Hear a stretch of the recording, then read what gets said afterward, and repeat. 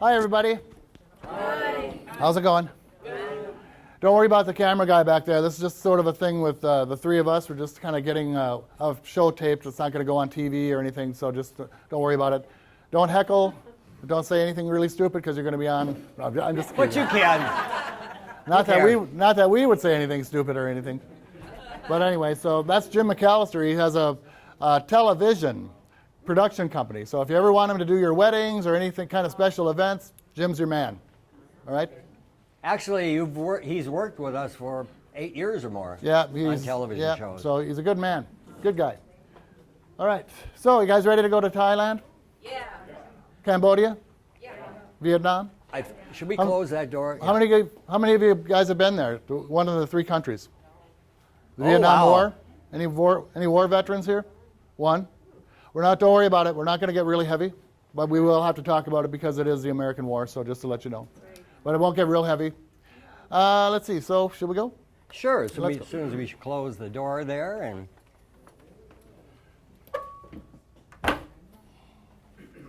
You'll see some elephants painting. I can't wait to see that, right?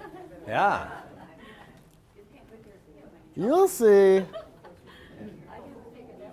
Yeah, you'll see. Hi, everybody. I'm Michael Smith. And I'm Jim Grabinski. Well, we're going to take you to Cambodia, Thailand, and Vietnam. We were there in December. We started in Cambodia. Cambodia has over 14 million people. It's about the size of Missouri. The religions are 90% Buddhist, 3% Christian, and 2% Muslim. So we started in Cambodia. Siem Reap is the capital and the gateway to the Angkor region, and it served as the headquarters for the Khmer Empire between the years 800 and 1200. And the Khmer leaders built temples at this time inspired by Hindu and Buddhist beliefs. Ta Prohm Temple was built in the early 1100s as a Buddhist monastery. But unlike most of the other temples, it was left the way it was found, with trees growing out of the ruins, including the surrounding jungle. And it's made Angkor region one of the most popular for tourists to visit. As you can see, these are very, very large trees. I remember when we were there, it felt like you were stepping into a National Geographic magazine. And very, very mysterious, and quite crowded also. As you can see, we don't even get a picture by ourselves. It's pretty amazing if you think about it. The root systems of these sprung trees are called don't crush the old stone that they're coming out of. It's pretty interesting. This is Angkor Thom's city entrance to the Bayon Temple, which is in the center of the city, and it was built at the end of the 1100s. And if you look at the towers, you're going to see 216 faces on the towers representing King Jarvan the Seventh, who built them. So you can see, it's very interesting. It's almost like a puzzle. So if you think about that, it wasn't a solid piece of stone, right? They had actually jigsaw puzzled them together, if you will. So you had to really, you like my made-up word? But anyway, so they had to really do that accurately to make sure everything lined up. And that's what he looked like. Okay, so you fashion people out there, I'm sure some of you may want to get one of those spacers in your ear that you see a lot of these young people have. If you think that's something new, it's gone back to the 1100s because that's what he had in his ear. Isn't that amazing? I think that's kind of cool. Not that I want to get one, I'm just saying. Yeah. So 216 towers, or faces on towers. The ruins in the Angkor area are amongst forests, farmland, and there are over 1,000 temples in Cambodia, in a state or country the size of Missouri, but some of them are really just a pile of rubble in rice fields and so forth. But the magnificent Angkor Wat which is the world's largest single religious monument, and over 2 million people come here a year to see it, and it is one of the 7 wonders of the world. Now, Anchor had been a very large city. It would have been about the size of Minneapolis and St. Paul, and they claim there would have been over 1 million people that lived there in its heyday. Now, Wat actually means city temple and was built back in the 1100s by the king with the large spacing in his ear, and was his main city temple.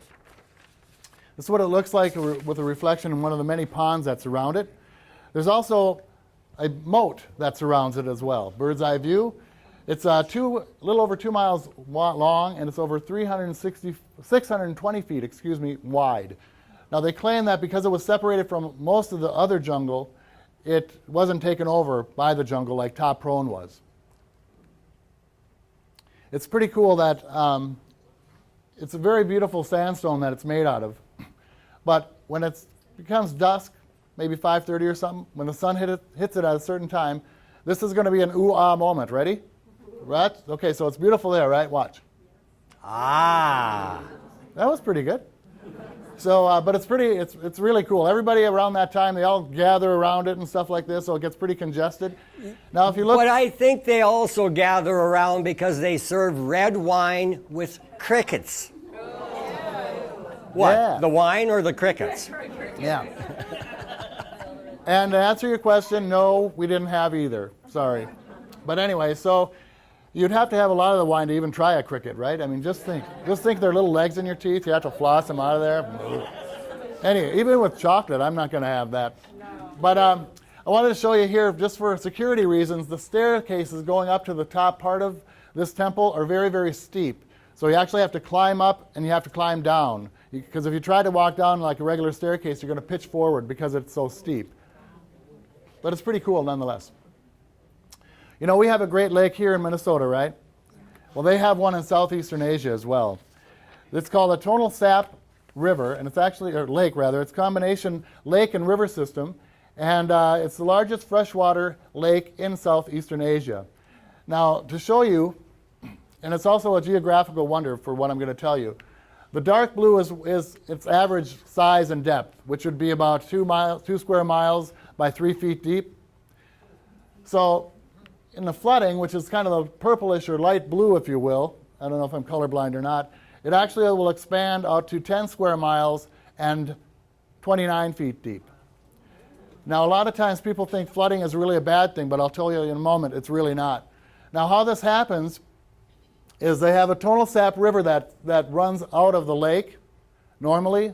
During flooding season, there's so much rain and so forth that the Mekong River that's running here reverses the flow of this river, which is about the size of Mississippi, reverses it back into the lake during flooding season. Now again, that's not a bad thing because it then supplies 75% of Cambodia's fish catch, becomes the largest fishery in the world, and it's very, very beneficial. Now after the rainy season, by the way, that's the Tonle Sap River. So imagine the pressure of one river to reverse the flow of this. It's pretty incredible, actually. So after the rainy season, it just simply reverses its flow and the fish go back to normal and stuff. Now the villages that surround this lake, they know that's going to happen, so all the houses in these villages are up on stilts to compensate for the rising water. The water doesn't look very clean, but I guess it is because people eat the fish out of it. I don't know if I'd want to go swimming in there or anything, but you never know what's in it, you know what I'm saying? This is a third world country, by the way, so I'll just say that. We're on our way to visit a school, and in every country we go to, we always take school supplies and visit schools. So we hopped on this very modern ox cart, and on our way to the school, we're passing through the village, and you can see houses on stilts, and you see a few farmers in their rice fields with their oxen. You know, we were in Bhutan, and we saw a farmer in the field with his oxen. He stopped, took out his cell phone. We didn't see that here, though. No. So we made it to the school. This school is unique. It's a floating school. One classroom, one teacher, and their parents are fishermen. So during the fishing season, the school floats with them. Imagine the job she has with all those kids. So the kids, we talked to them and we sang songs and so forth, and now they're saying goodbye to us, and we're just going to float away and see some of the little fishing villages. This is their playground. It's a floating playground. So if they're playing ball, the ball can't go in the water because it hits the screen. So we're just floating by, and this little boat came up to us. These are area people. They're selling water, Coca-Cola, candy bars, bananas, a way to make a living. And here you see some of the little fishing villages. There. There's other types of boats, such as these, and then these. And other types of boats.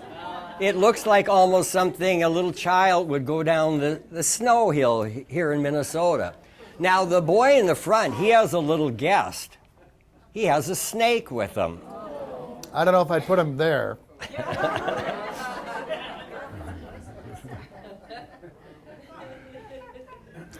So here's some more of the little villages.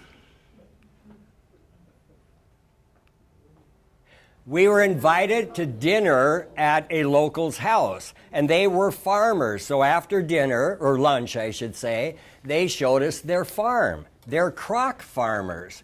So they raise crocodiles to sell the meat and the hides. And we didn't eat crocodile here, but we did eat crocodile in Australia before. Have you guys ever tried it?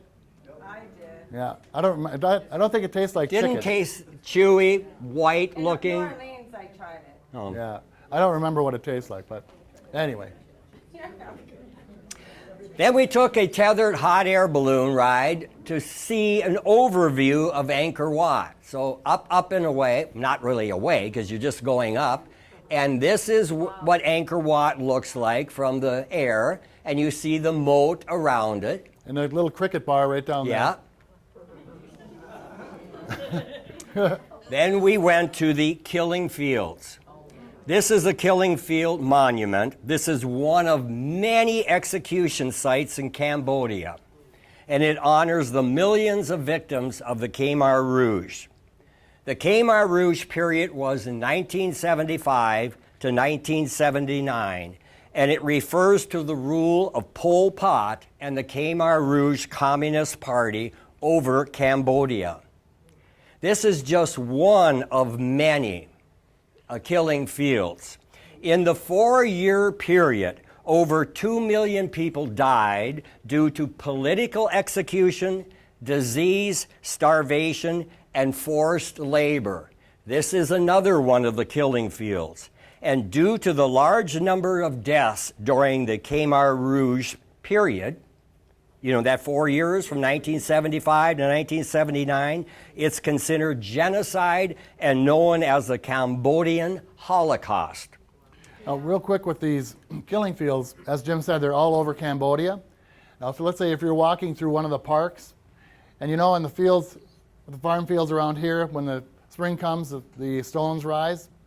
Well, that's what happens in these mass graves, only the bones start popping out of the ground. So it's not uncommon to walk around and find some bones or bone fragment or teeth or that kind of stuff. So one of those things. The Khmer Rouge ended when Vietnam invaded Cambodia, and Pol Pot fled to Thailand, where he lived in the forest for 20 years, still having some control over the Khmer Rouge. But in 1998, he heard his party was going to turn him over to the United States authorities. And that day he was found dead in the jungle of either Hodgkin's disease or suicide. Now, being that so many people were killed, who were killed? Anybody who was connected with the former government or any foreign government or any intellect was killed. Today, we're talking 2015, the median age in Cambodia is only 42 years old because everybody else is dead. Very young, very, very young country.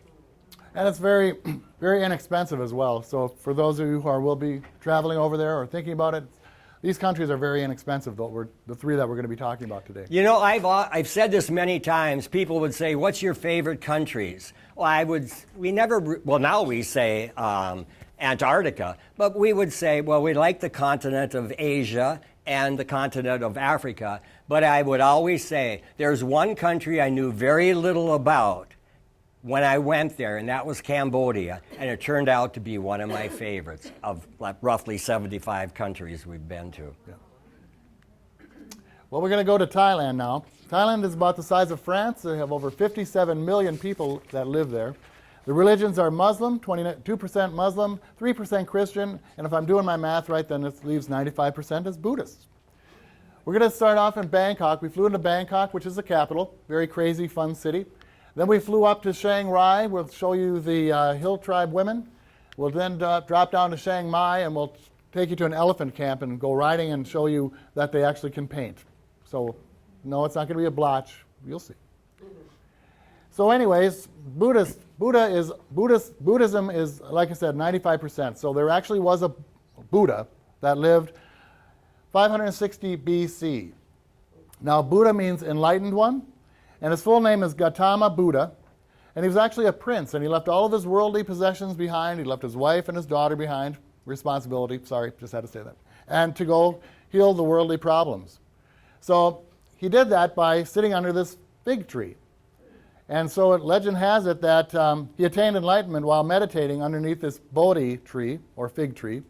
And after a reputed 49 days of doing that, he at a young age of 35, he is said to attain enlightenment. I think we need another Buddha because he needs to update it a little bit. But this is actually the 4th generation Buddha tree that he allegedly sat under and did his thing. So when we flew into Bangkok, we went into our hotel. I think we got something to eat, freshened up, and then we went outside to some of the markets that were opened up on the streets. They have their stores, but there's also vendors that open up. And so it's interesting, when you go to the beginning of the street, they'll give you a menu. And on that menu, they have listings of different things you could do, from very talented women with ping pong balls to tie stick to different things like that. So it lets you know what you can and you can't do. Jim and I were over there, and he kept saying, "Girly boys, over here, bars." I'm thinking, what the heck, girly boys? But he was talking about gay bars. So they have a lot. It's a very, very liberal city. So we weren't going to go there. Anyway, so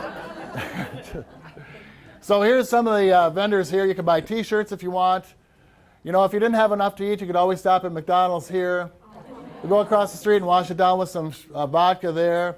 You can buy some postcards and many different things. Now, if you wanted to buy some clothes, they don't necessarily have a changing room.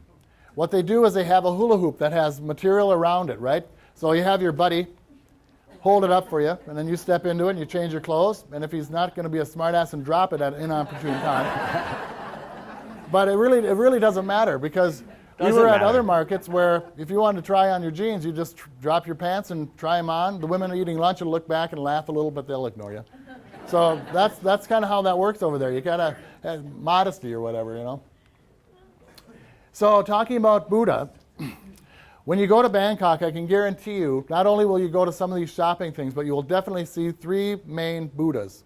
One of the reasons for that is this Buddha here is made of 5.5 tons of gold.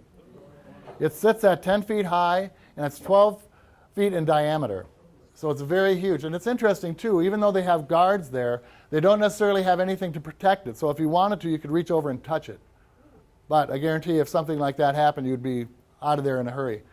Most of the times when you go into temples, you have to put either something on your shoes or you slide your shoes off because they don't want to scratch the floor. Sometimes at the Taj Mahal, for instance, if you've ever been over there, they'll have you put on something on your shoes so then you can help polish the floors, you see. So that's a good way of doing it. This next Buddha, he's kind of a little relaxed. He's a reclining Buddha that reclines to over 150 feet long. He's a gilded Buddha, so he's only got the gold on the top part of himself. It's 50 feet from the top of the crown to the floor. And so there he is laying back there. It's kind of hard to get a 150-foot Buddha in the picture, but at least with the camera I had at the time. On the bottom of the feet, they have some religious symbols. And Jim here is meditating, trying to figure out what do those mean. Either that or blinking, I don't know. One of the two, yeah. But he's always smiling. That's a good thing with Jim. He's always Even in smiling. my sleep, huh? Yeah. The third one here, how many of people have some jade? This is a jade Buddha, and it's made with gold and so forth. And it's interesting, back in 1434, there was a little divine intervention that took place to find it. There was a lightning storm that was taking place. A lightning rod or bolt hit the palace wall and busted it open, and there's where he was. That's how they found him, back in 1434. Now this little guy, obviously he's a monkey, but they train these monkeys to go up into the top of the trees to harvest the fruit from there, be it coconuts or bananas or whatever. And so if you go there bright and early in the morning, there's a little bus that takes these guys there. They have a little outfit on and stuff, so they have a little lunchbox. Well, I don't remember seeing the lunchbox and the uniform, but we did pass by lots of trucks, and the back was monkeys going to work. Yep. They have the little union card. I don't think they believe some of the things you say. So anyway, so Jim is scratching a monkey, and the monkey's scratching him back because he didn't have a banana for him. So I don't know. Now this next shot, you're not going to believe it, but this is the security guard for this plantation, wrapped around my neck. That is really good. You guys are really great. Now it's a human-friendly snake, and snakes are very territorial. That's why they have them. So not only does it fend off other snakes, but it deals with the mice and the rats and all that kind of stuff too. So, but I think it's kind of cool. They have one snake for these plantations, and some of them can get fairly large. But he was all right. He didn't pee on me, at least. Now this next picture, you won't believe it. For those of you who know Jim, we don't usually cook at home very often. So this is really an unusual shot. Part-time job. Yeah. Now, you wonder, Jim is really smiling because he's working. Well, he's smiling because he doesn't have to do the dishes. So that's why he's smiling there. And I think this is like a banana pudding. So after we got done with that, we had to go shop it off. So here's another thing that you go to Thailand for, and that's the floating markets. These floating markets are fun because you can barter with these folks, even though the prices are fairly cheap anyways. They love to barter with you, and they all know English. So again, in the bigger cities, chances are you're going to find English. If you go out to some of the smaller towns and stuff like that, you may have a harder time finding people who speak English. But there's always a calculator, and that works. So anyway, so we're floating around here, went through some of the back canals before we went to one of the main canals, which is right here. There's sort of an island in the middle, and that's where I was taking these pictures at. So there's solid ground you can buy stuff. But if you wanted to buy from the boats, from left to right, if you've been into a Thai restaurant, you know they have these beautiful Thai fans that are painted very, very beautiful. So you can buy those right here. If you're going to be out in a rice field, you certainly want to get a rice hat. And don't ever get one for anybody, because that's really, you know what I'm saying? Get a T-shirt. Because if you give a friend a rice cap, you're going to get the weirdest look in your life. Then, huh? Say, what is it? Yeah, what is it? And they'll probably use it for a salad bowl. But here's some T-shirts you can buy, and more fans. And then they have some elephant statues. And again, Thais always, they really revere or look highly at elephants and respect their family and stuff. We'll get into that in a little bit. If you wanted some fruits and vegetables, you can buy it off of this gal here. And here's the main part here. They have more stalls of what I was just showing you, the hats and that kind of stuff. Those mangoes? Yeah, I believe so. Fresh mangoes, right? And it gets a little congested. We went to see a Thai cultural show, and this is what greeted us in the main entrance, a large elephant. I asked the Mahout is the trainer, if I could sit on his knee, and he said, oh, absolutely. So I reach up, and my hand was all wet. Well, I stuck it right in his mouth. I took it out, put it around, and he didn't mind. You'd imagine the elephant thinking, I let this human sit on me, and he sticks his hand in my mouth. So we're seeing the Thai cultural show, and I look at him and I think, boy, you know, he looks familiar. Well, did anybody see the Tonys 2-3 weeks ago?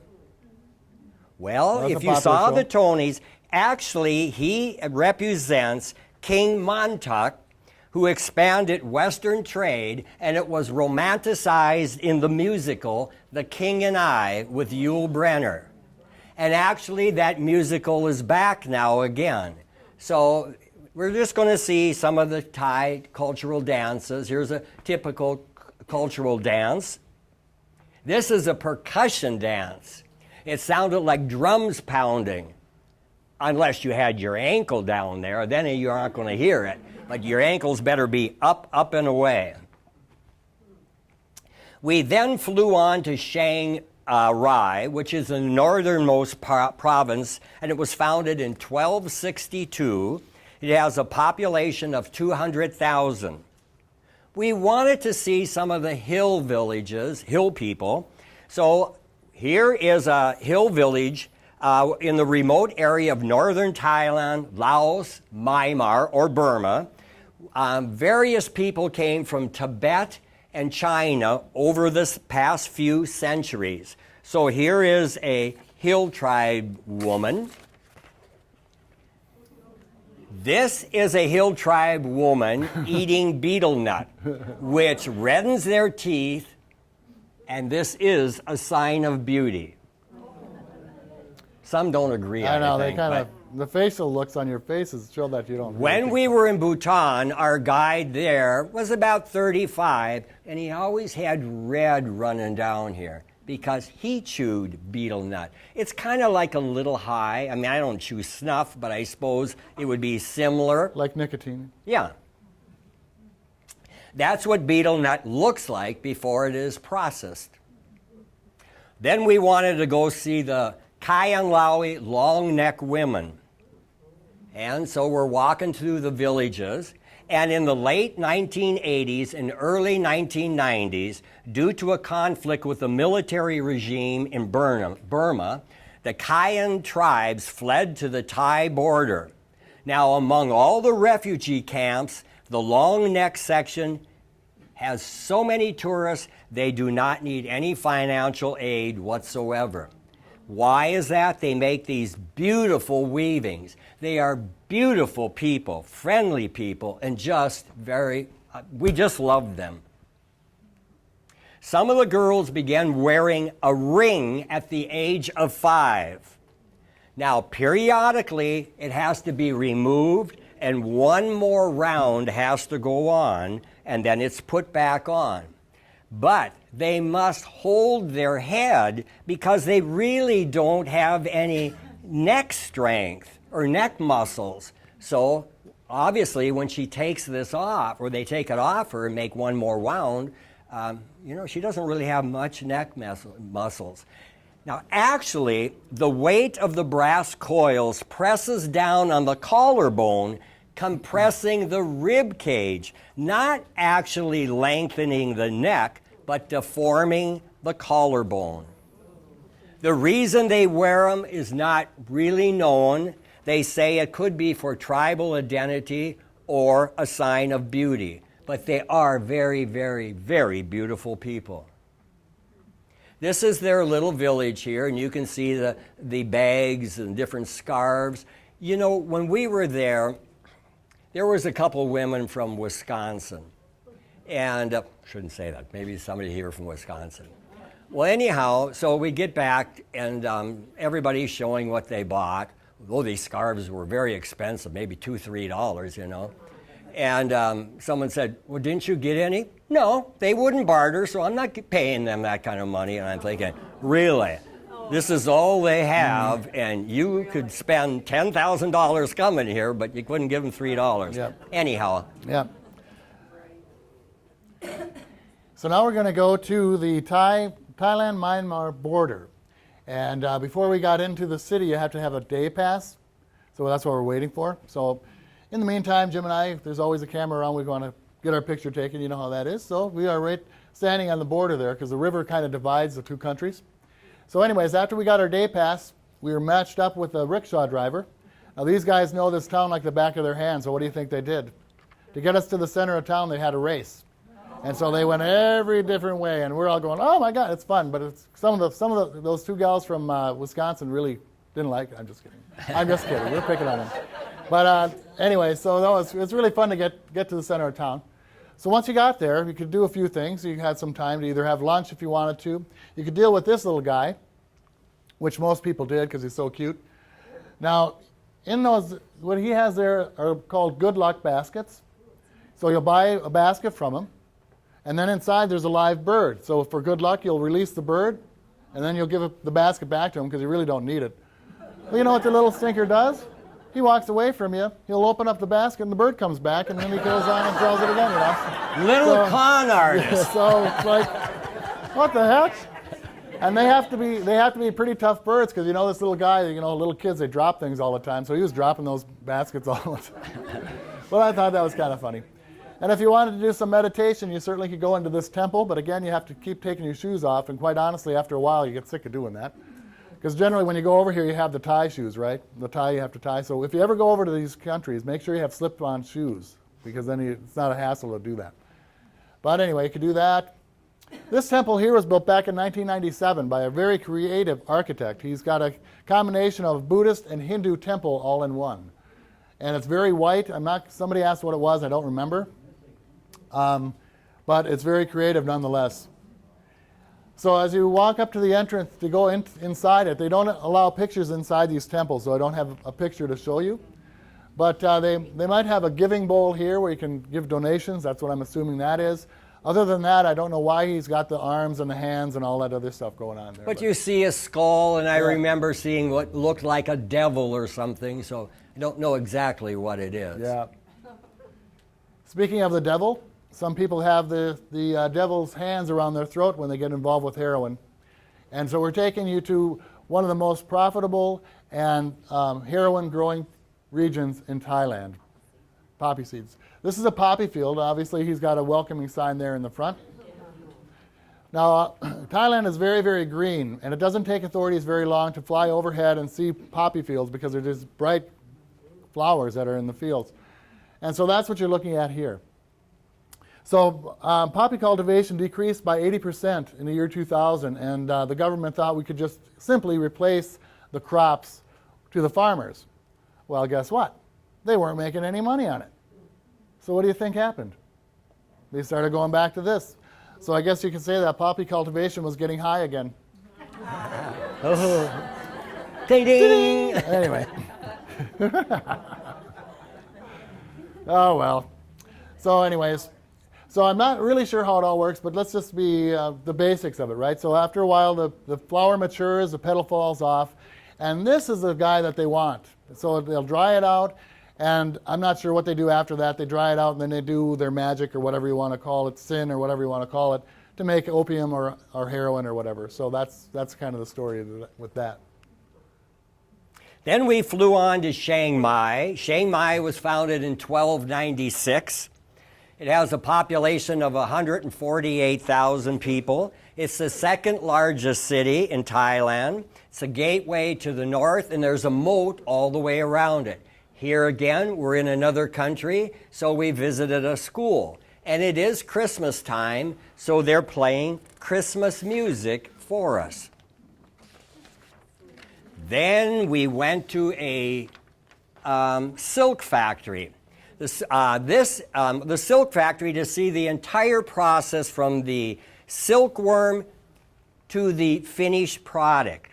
This is a silk moth. Well, the larva covers itself with a cocoon before becoming a silk moth. The cocoon is made up of thread of raw silk, 1,000 to 3,000 feet long. It's a long piece of thread. But it takes 2,000 to 3,000 cocoons to make 1 pound of silk. Now, you could buy silk scarves and so forth here. It's interesting that an American started the silk industry in Thailand.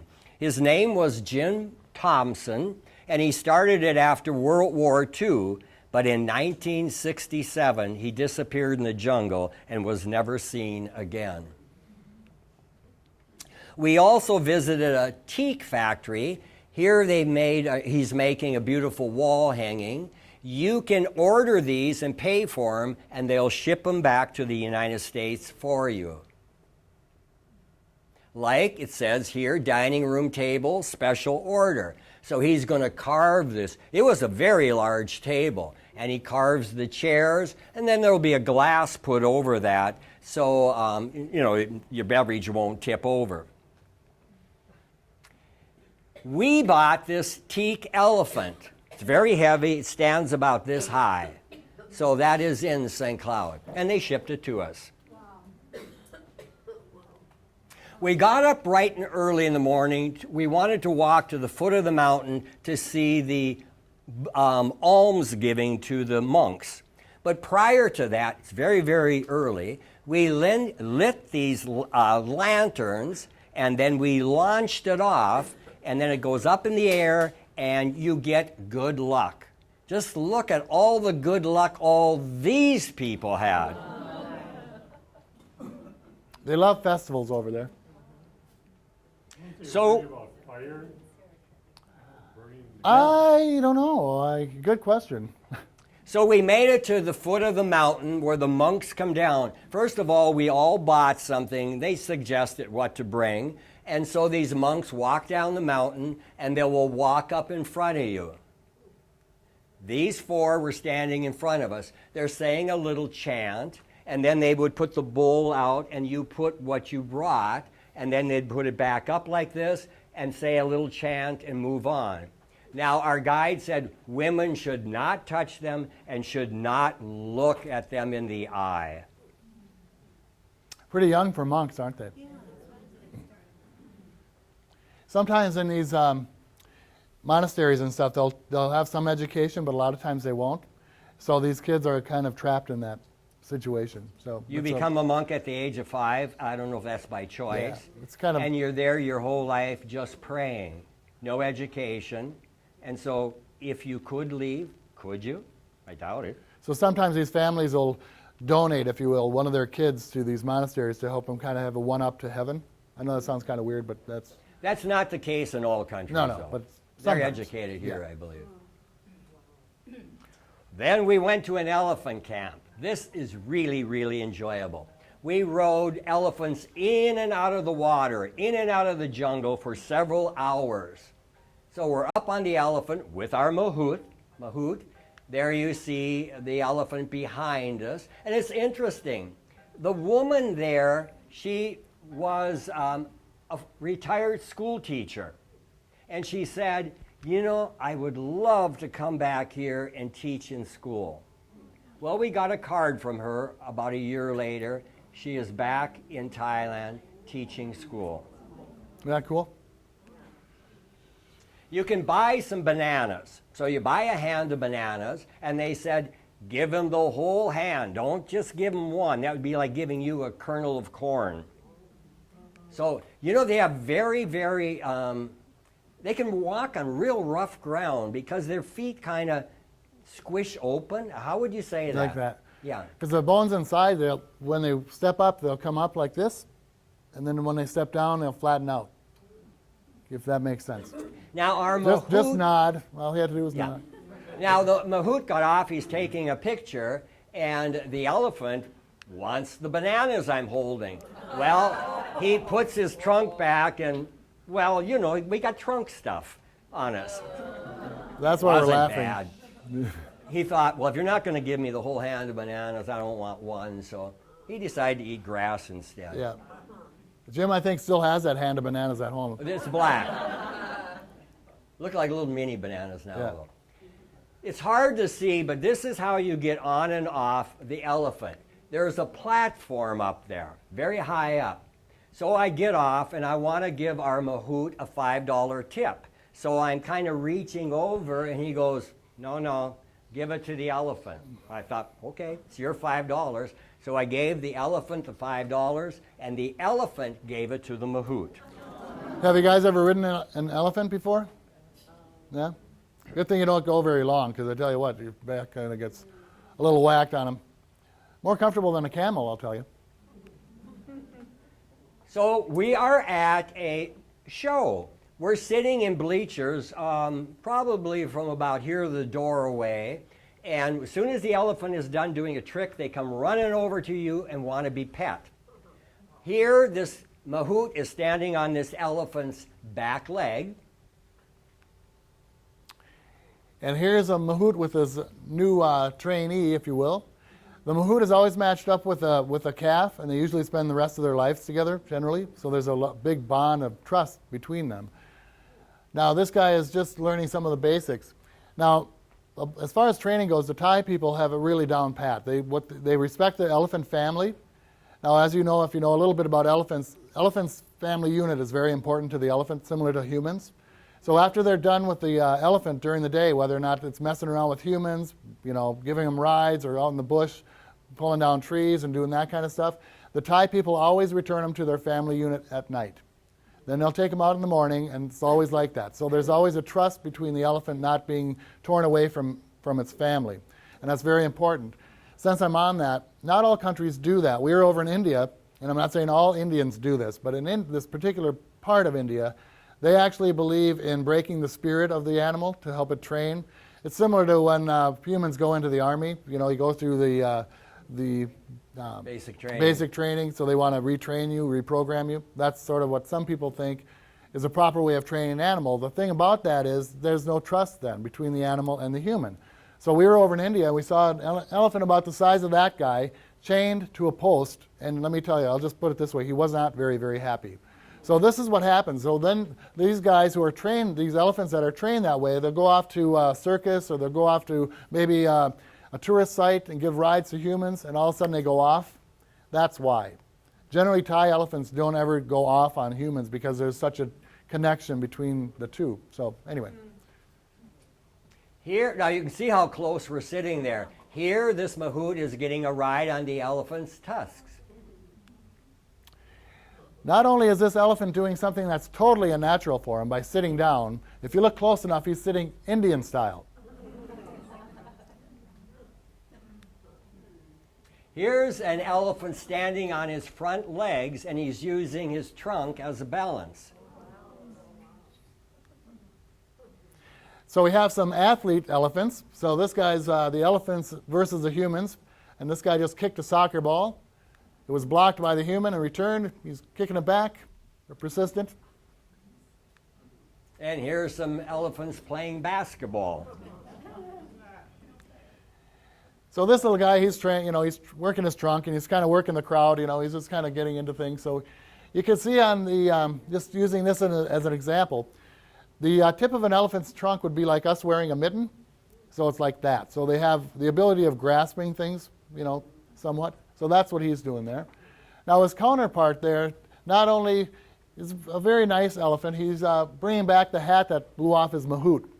Now if you look at him, he's actually walking on his hind legs, which again is very unnatural for an elephant, and gently puts it on his head while standing on his back legs. Now this Mahout is sleeping. This huge elephant comes up and taps him on the butt, and you see his body move. He doesn't wake up. So he taps him on the back. He doesn't wake up. So what can he do? Pick him up and carry him off. So there's no sleeping in when you have an elephant around you. But isn't it awesome that you can think of the sensitivity of the elephant's touch on that guy? You could easily just squish him, but it's pretty amazing. So they had 4 easels lined up, easels like this. And out walks 4 elephants with their paints and paintbrushes, and they're going to paint pictures in front of us. So the Mahout helps out the elephant by dipping the brush into the paint, and he hands it back to the elephant.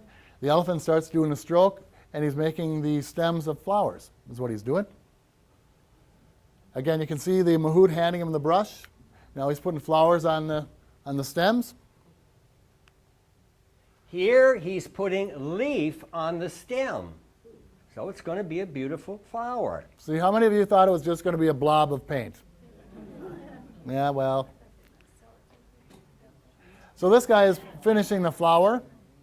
Now, what they do here in these elephant camps is nothing's wasted. So they process the elephant dung and make it into paper. We bought a couple friends some of these Christmas ornaments. And yeah. And so when you hand your friends these Christmas ornaments and you tell them what it's made of, the look on their faces is great. It's really awesome. Made out of They make- elephant what? It's made out of elephant dung. You So can you could- even buy toilet paper. You could buy toilet paper made out of it. You could buy these easel, the backdrop, the paint. What am I trying to say?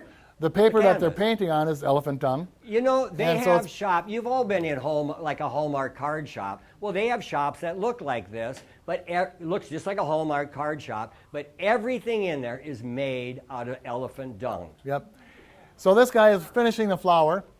Now this fourth elephant, I told Jim, I literally did. I said, you know, I think he's flunked out of painting school because he was way behind everybody else. He's only painting, painting gray. this. The other ones have beautiful flowers. He's and Mike doing said, that. I think he flunked out of art school.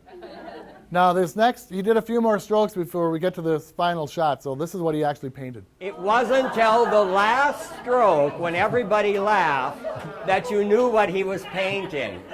Boy, he was pretty good. Mike thought he failed, but no, I Yeah. think he got an A+. Now, when you go to the gift shop to buy these paintings, which you do, this one was probably most expensive and wasn't really sold a lot because people, you know, you get it home and then you got to explain it to people. So the most popular one is the ones with the flowers, and that's one that we bought. This is one of the elephants This that is painted the it, elephant that painted the picture we bought. which is there. This is it. This is in our house in St. Cloud. On the bottom, there are 3 squares. On the left, it says it was painted by a 6-year-old female elephant named Bumpin. In the center, it shows her painting it, and to the right is the government's certificate of authenticity. So this is the painting we bought that she painted. Isn't that cool? So since we're talking about elephants, we may as well talk a little bit about them. The one on the left is an Asian elephant, and the one on the right is an African elephant. The first thing you notice, the African elephants are very big. They're larger. They stand generally between 15 and 20 feet tall at the neck. Now their Asian counterpart, they're not quite so tall. They're maybe 9 to 10. They both have incisor teeth that grow into tusks. Their trunks are similar, except one has basically similar. I'll just leave it like that. What else do I want to tell you? Oh, the ear flaps are very important for the elephant because that controls body temperature. No matter how the size of the ear, that's basically one of the things they're for. There's only 35 to 50,000 Asian elephants surviving in the world, but of those, 15,000 are under human care. Now, the trunk is a combination of an extended nose and upper lip.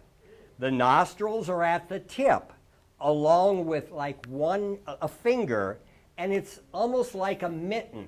So it would pick up things like you and I would pick up something if we were wearing mittens. Now, a lot of times people think that elephants drink from their trunk, which is not true. That would be like us trying to drink water through our nose. Doesn't happen. What they do, though, they're able to hold up 2.5 gallons of water, and then they'll spray it into their mouth or spray it on their back or spray it at tourists or whatever they want to do with it. And so that's kind of the trunk story. And also then they use sound with it. They use it for touching. Like if you've seen some videos of our trip to Africa, when we go by a herd of elephants, they're always touching each other with their trunks. They're very touchy animals. There are 9 animal species in the world that can recognize themselves in a mirror. One is an elephant, another is a bottlenose dolphin, a killer whale, a magpie bird, and some primates like monkeys. Well, human beings can too, but it takes them several months before they can recognize themselves. Here's a few myth busters. Don't bring peanuts because elephants don't like peanuts. And they're not afraid of mice. What do you think they are afraid of? I'll give you a hint. It's smaller than a mouse. It's ants. An ant. Yep. You're right. Because ants can crawl all over them, get in their eyes, get in their trunks, get in their ears. And, you know, elephants are eating all the time. Now, we were told this several times in Africa, so we just say, okay, sure. If an elephant is grabbing some vegetation in a tree, and it happens to have an ant nest in there, and he digests this. Now those ants are in him, and eventually, supposedly, it could kill elephant from the inside if he, digested enough. But could you imagine the terrible itch you'd have with the ants crawling on you? I mean, scratching it and stuff like that. So they really avoid them like the plague. Then we're going to take you to Vietnam. Now, you're going to see some things about the war, and you're going to see some pictures in black and white, but we're going to show it to you. Vietnam has a population of 86 million people. It's a little larger than the state of New Mexico. The religions are 54% Buddhist, 8% Christian, and 7% Muslim. It's interesting, the first day when you're there, you find out it's not the Vietnamese War. I mean, we're in Vietnam. It's the American War. And we're pretty much going to be down in Ho Chi Minh City. Even though it's a very long country, we pretty much stayed down south. This is Ho Chi Minh City. It's the capital, and it used to be Saigon. They have these little motorbikes and bicycles everywhere. This is what traffic is all the time. This isn't rush hour. You see these two guys delivering 5 cases of beer on little bikes. Here you see a family of 3 on this small motorbike. They must have forgot their helmets. Yep. So how you cross the street in this situation is with a group, and very carefully, because they don't usually stop for stoplights and stop signs. They have them there, but generally they don't. So you have to make eye contact with them, hope they don't grab their cell phone, and then you just kind of keep walking. They may stop for you, they might slow down enough for you to get by, but it's sort of like in Cairo, Egypt, if you've ever been over there. It's very, very congested, and you have to take your life in your hands if you want to cross the street. This was our hotel, beautiful hotel. I mean, definitely 5-star. And it's Christmas time. I've never seen so many Christmas decorations in my whole life, not even in the United States. These are just outside. You would see Santa sleighs flying around the building. Look at the decorations. Not only millions of Christmas decorations, but they also had lots of food vendors. Now, this is one of the food vendors. We came across one vendor, and I believe that was him. There was this young couple holding what looked like a hard-boiled egg. And they had a teeny little, I'll call it a fork spoon, and they knocked the top off, and they were eating this, and you saw this little something pop up all the time. And then the girl, who was about 19, she quit eating, but because she was a little self-conscious, but her boyfriend grabbed it and scarfed it on down, saying, "Here, I'll eat too." What is this? This is a common street food called balut. It is a 17-day-old developing duck embryo that is boiled and then eaten out of the shell. It sounds like you wouldn't try it. Oh, okay. Would anybody try it? No. And no, we didn't either. Hey, even with the crickets and red wine. No. Pretty nasty, huh? Then we went to the reunification, easy for you to say, Come here, I'll slap palace. And this was preserved as the final day of the war in 1975. We go in there, we're standing by a statue of Ho Chi Minh himself. We're up on top of the palace. Here, this plane, American plane, landed the last day of the war. And on the other side of the fountain, there is a gate. And a Viet Cong tank came through the gate, and the Republic of Vietnam collapsed. The war was over, and the Viet Cong won. Now again, we're simplifying things, so I don't want to irritate any of you guys who've been in the war, but we're going to take you to a market, and this guy here has a lot of dry goods in his stall here. They have different areas. You can buy different meat, like seafood and fish and all that. Did you know that seafood and fish are different? Did you know that? There's fish that have scales and swim, and you have seafood that are like crustaceans, like crab and shrimp, that kind of stuff. I didn't really know that. We were on this river cruise last year, and I filled out this form that I don't want any seafood. I thought I said allergic to seafood, I still was getting these like anchovies and different things on my salad. I'm going, what the heck? I was able to pick them off and lay them down there, but I finally asked the purser, I said, what's with this, fish? I didn't want to have any seafood, and he said, well, it's not. There's fish and there's seafood, so that's how I learned that. I just wanted to pass that on to you just to let you know. Anyway, back to our little thing here. They had a meat section, and so the meat hanging there looks pretty good, but then consider maybe there's flies on it, considering there's no refrigeration. And so they have different things here you can buy. I'm not sure what this is, and not sure I want to know. But the smell around here was, can I just say, horrific? Now this woman here, I love the face that she has, because in this stench, the aroma, she just has this pleasant look on her face. But you can see here's some fish that aren't going to swim anymore. We have a couple fish that are wishing they were in water. Then we have the seafood part. Here you have the fish and the crustaceans and shrimp and all that kind of stuff. They had an area for frogs, but I'll just leave it at that. So then you also have to have something to go with your whatever kind of meat you're gonna get, right?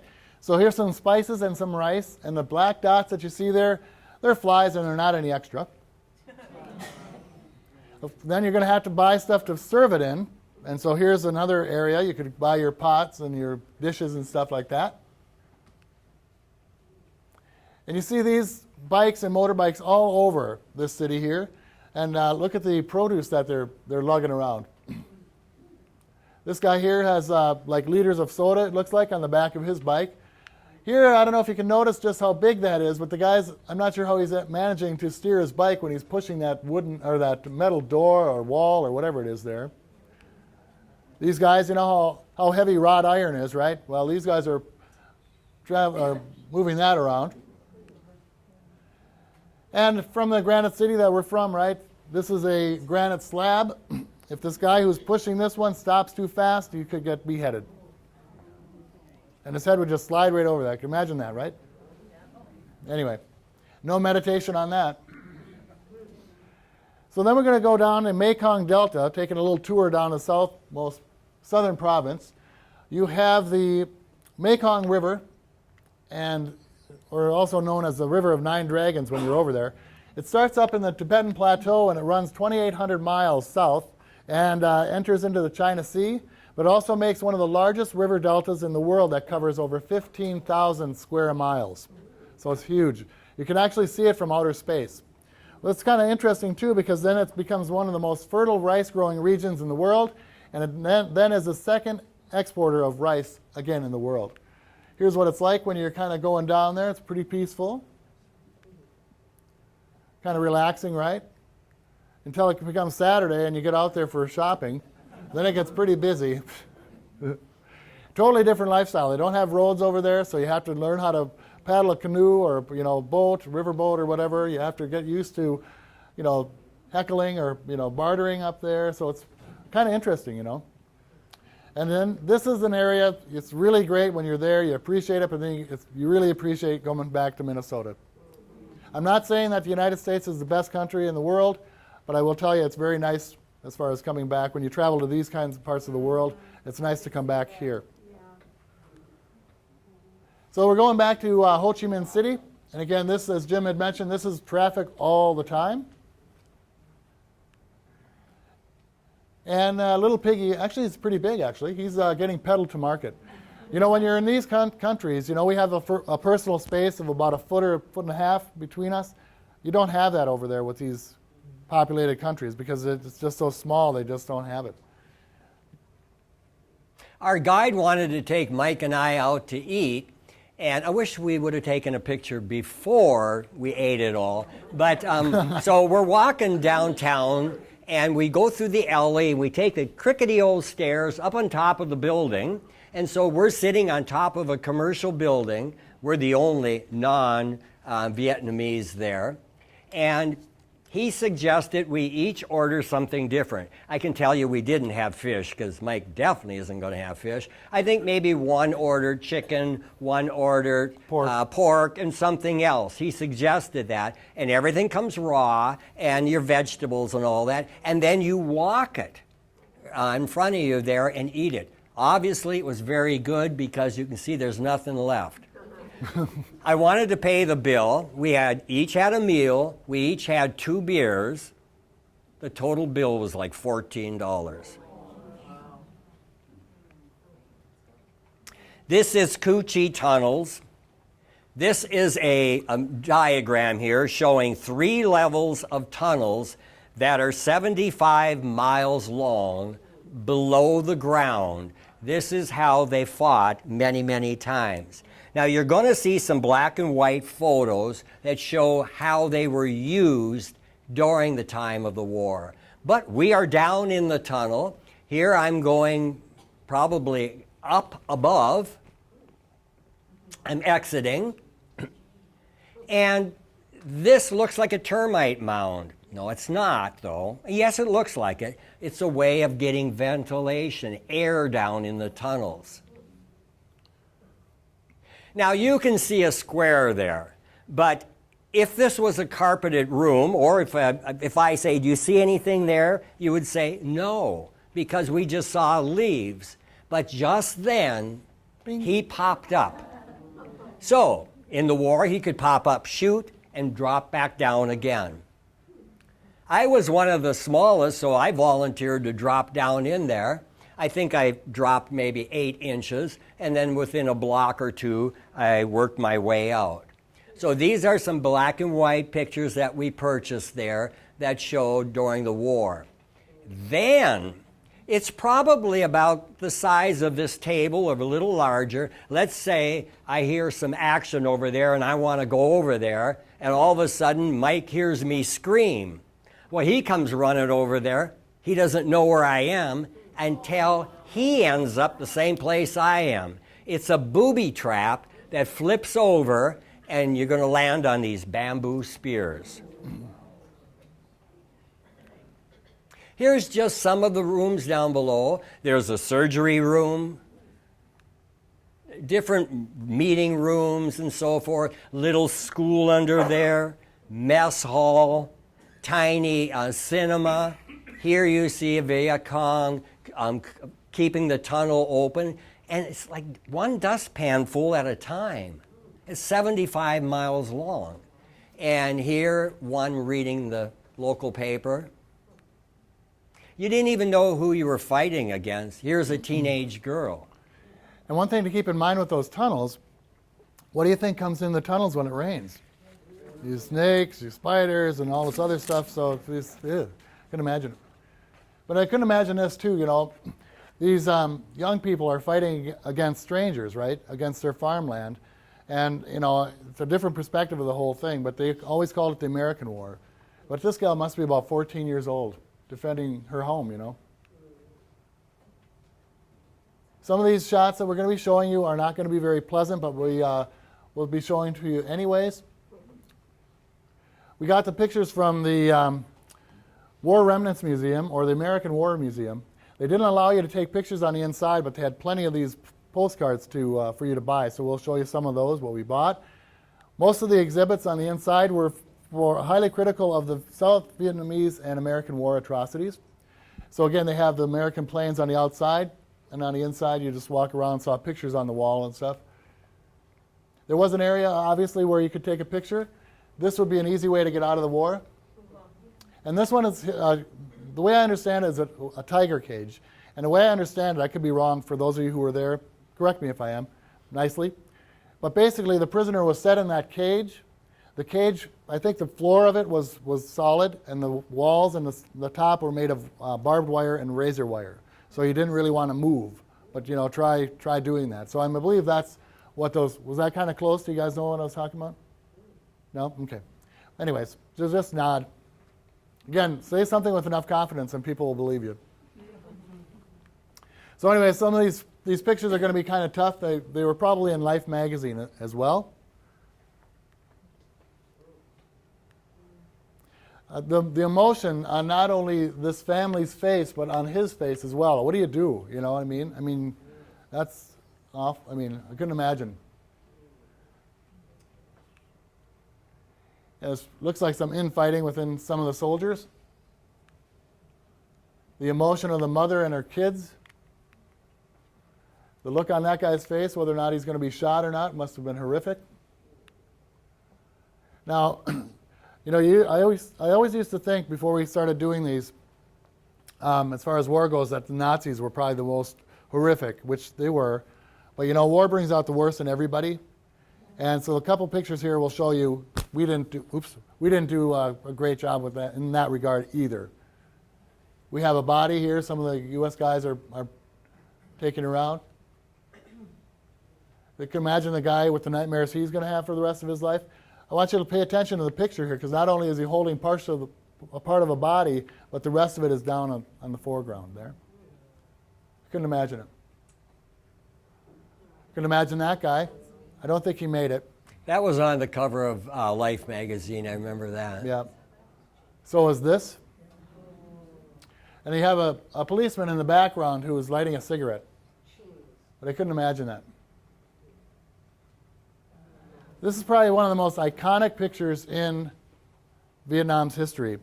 I'll tell you a little bit about her. It's actually a Pulitzer Prize-winning photograph of a little girl who was running naked, taken when she was 8 years old on June 8th of 1972. Apparently, we mistook her camp for the enemy, and we dropped a napalm bomb on the area. She's naked because she said she tore off all of her burning clothes and was running away from it. Her name is Kim Phuc, and she looks like that today. She actually made it to Cuba later on in her life and got an education. She met a fellow, and they moved up to Canada. They got married. They now live right outside of Toronto. They have 2 kids. And she gives presentations on peace, pretty much is what her life has been. Yeah, I saw her on television. Actually, about 3 days ago, we were at the club, and it was on CNN, and she was speaking, and she said, it's not a symbol of the war. She speaks on the symbol of peace. Yep. Now, after she got burned, she was in a hospital for over 14 months, recovering from her burns. And the guy who took that photograph took not only her, but the other kids around there to a hospital. The hospital was full, and they couldn't take her, so they said, you have to take her back to Saigon. And so she was able to get into a hospital and suffered 14 months of that. There she is there. Isn't she beautiful? It's interesting, on the CNN program the other day, she still has pain and still definitely feels it today. If you go online and you Google her, you can see more of the burn. I didn't want to go that deep with it, but you can see what she had to go through. So, this is a war memorial wall. The Vietnam War started November 1st, 1955. It lasted 19 years, 5 months, 4 weeks, and 1 day. And it ended April 30th, 1975, and the Viet Cong won. It's interesting, I just received, well, a couple weeks ago, this AARP magazine. Lots of pictures and lots of interviews of people in the war, like President Johnson and so forth. We wanted to, the French started it, but we went there. We wanted to stop communism before it went around the world. Today, we are allies with Vietnam. They love us. They're beautiful people. It was just a time and a place. yep. And so if you ever visit Vietnam, you don't have any animosity from those folks. If you ever get a chance to go to Hiroshima in Japan, you don't have any animosity from those folks, even though we flattened their city. But anyways, that concludes our presentation today. Do you guys have any questions? A comment. One of my best friends from my childhood, who married my cousin, was into Marine in Vietnam, and he was an interpreter, and he understood Vietnamese language, and he was one one of the first people that interrogated individuals who were pulled out of the tunnels. Oh, wow. And it was a changed man. He was not the same person when he came back. Mm. He lost 80% of his humor and 90% of his interaction with human beings. Wow. We I couldn't spoke imagine. to someone who came back just 3 days ago, and he said, now this is his unit, they were told to remove their uniforms before coming to back to the United States, because you don't want to land with your uniform on. Any other questions? A geographical question. The boundaries of the countries, any reason for them? You know? Probably just to, identify the countries itself. I mean, they don't really have borders necessarily. We're referring to the map. Yeah, they just pretty much have it there to give a rough idea. But I mean, they don't have it like, unless you're on a freeway, so I can't answer to that. But I mean, if you go from one country to another, they don't really have anything, except for the Myanmar border there. You have to go through some of that, but generally, it's pretty open. Yeah. There's quite a bit of runoff and lowland areas from the mountain structures in Himalayas. Is the problem with groundwater contamination with poisons common throughout that area, or is it two well problems? That's a great question. I don't have an answer. I mean, that's a great question. I don't know if we. There's arsenic contamination Yeah. and things that are very common. Yeah. I was wondering whether you encountered that at all. Yeah, no, we didn't really ask the question either, but I'm not sure, to be honest. Good question though. Are Yep. they very independent? One, Because they're all one second. Police, we're not involved with anything there, are we? Just tourists? Yeah, that's it. Yeah. Yep. Good. The weather, what was it like? You were there at Christmas time? It's very humid. Yeah. It's a And rainy very season, so warm, very, very comfortable. I believe we had shorts on almost I'm sure every day. it's kind of humid though. Just shut the snow. Yeah, no snow over there. All right, so A couple of years ago. Now, we won't be here next month because we leave this week, actually, for Alaska. And then we'll be back here and we'll be doing Route in 66. August, Route 66. yep. Now, if you've seen our presentation before, we have thousands of pictures, so all of our presentations change even if we repeat it. And Route 66 is really, really interesting. And as many Europeans are on Route 66 as Americans, and still 85% of it is there. Yep. So let's go to another deal. So thanks for coming. I know this is why you guys.